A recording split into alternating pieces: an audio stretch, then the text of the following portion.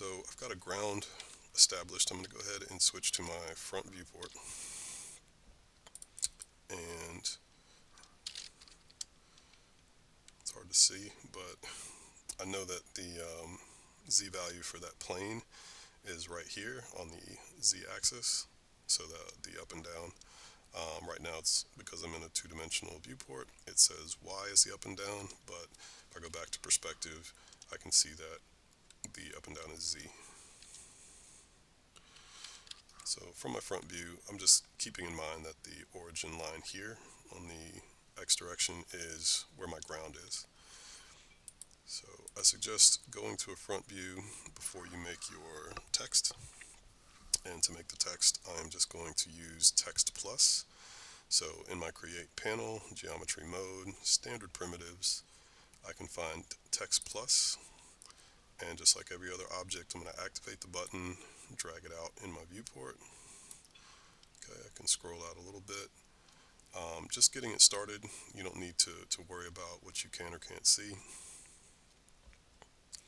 This is either really small, yeah, it seems to be small, but maybe adopting settings that I had before as well. So, but not to worry, all I need to concern myself with is adjusting the parameters kind of initially to get started.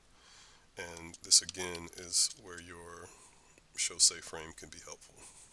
So activate Shift F, and this way, as I adjust the region, which is kind of the text box, I can make this much wider. Right, I can make sure this is centered on one of the axes. Okay, so this just tells me that my, actually I'm going to go back to my camera view, and now I can see how exactly that's going to look. So I'm going to toggle between my camera and my perspective view a few times here, but this is ultimately what I'm using as my frame, so I can go even wider here and taller, and then I can start to increase the size of my text.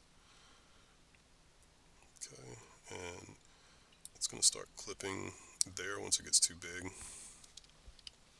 That's okay for now.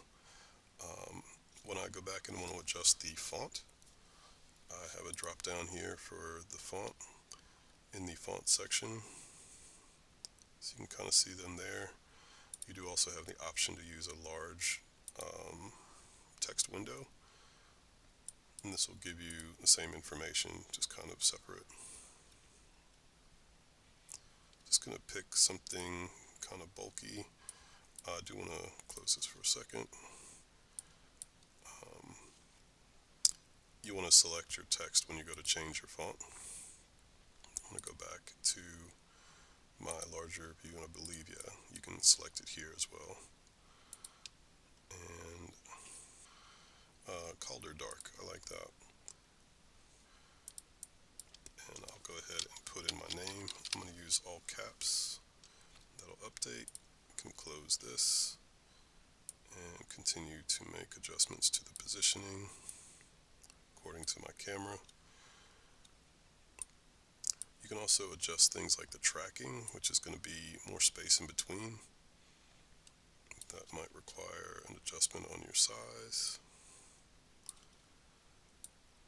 or possibly your bounding box, that's your length and width for the region.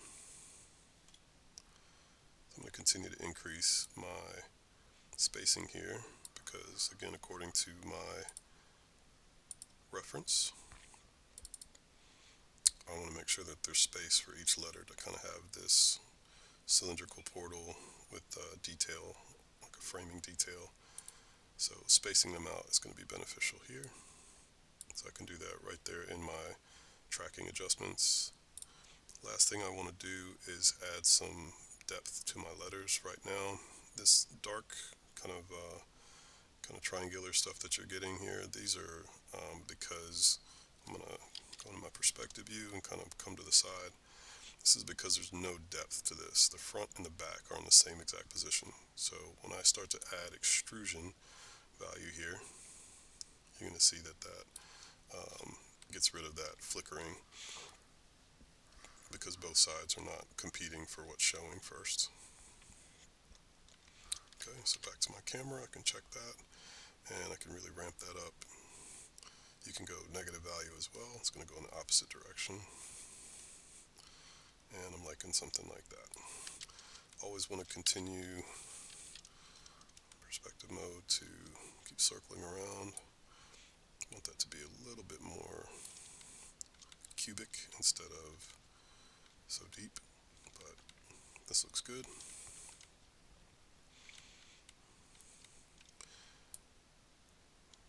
And for my design, I'm going to just finish it for now with making the upper plane. This will be the ceiling portion that I intended in my sketch. So just make a copy of that. I'm actually going to flip this so that I know the section or the surface that was showing here from the bottom up is now inverted to show down. I'm just going to snap this to 180 degrees. And here I can go back and I'm going to unhide my camera momentarily. Make sure I look through that camera and kind of pan down. And I want it so that my ground plane and the ceiling plane kind of show up together. I'm just going to bring this down,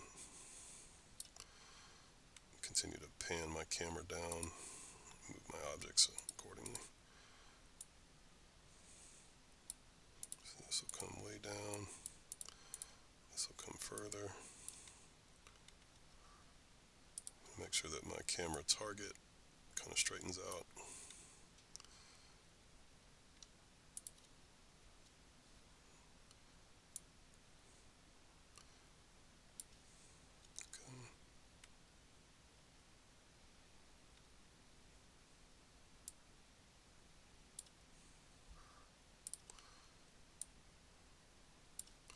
Alright, so happy with that. This will be a good stand-in. Go ahead and get rid of my grid. This will be a good representation of what my render will include. And I can continue to make tweaks as I go.